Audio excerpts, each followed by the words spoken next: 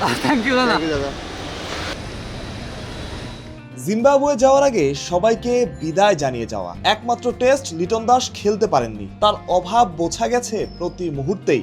সে Liton one day series খেলতে Zimbabwe যাচ্ছেন, তবে প্রথম ম্যাচটাও খেলতে পারবেন না। ওয়ানডেতে বাংলাদেশ শক্তিশালী স্কোয়াডই পাঠিয়েছে, তবে লিটনের অভাব বোধ হয় সেখানেও অনুভব হবে। তবে দ্বিতীয় এবং তৃতীয় ম্যাচে লিটনকে পাওয়ার সম্ভাবনা আছে, যেটা স্বস্তির ব্যাপার।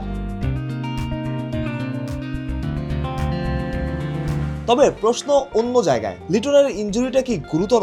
সেরে উঠতে এত সময় লাগছে কেন? অস্ট্রেলিয়ার বিপক্ষে তৃতীয় ওয়ানডেতে ব্যাটিং এর সময় ইনজুরিতে পড়েছিলেন লিটন কুমার দাস, মাঝপথেই উইকেট থেকে উঠে যাওয়া, তবে শেষ দিকে আবারও ব্যাটিং এ নেমেছিলেন। সেটাই কি কাল হলো লিটন দাসের? অনেকেরই ভাবনা সেই সময় লিটনের ব্যাটিং এ নামা উচিত হয়নি, ইনজুরি ছিল, ওই সময়টায় বিশ্রামই করা উচিত ছিল লিটনের। তবে কি আবার ব্যাটিং এ নামাই ভুল হলো?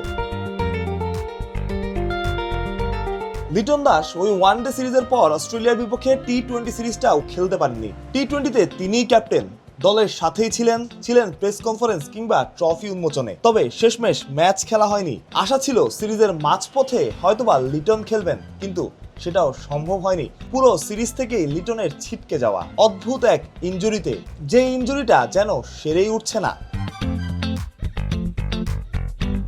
যেমনটা শুরুতে বলা হচ্ছিল, লিটন দাস নিজেকে বদলেছেন।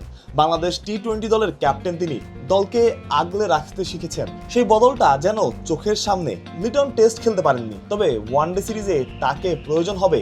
টি-20 সিরিজটাও লিটন খেলবেন না, সেই সময়টায় খেলবেন লঙ্কা প্রিমিয়ার লিগ। এলকেডির জন্য শুভ কামনা। মাহরুজ প্রত্যয়, বিডি ক্রিক টাইম।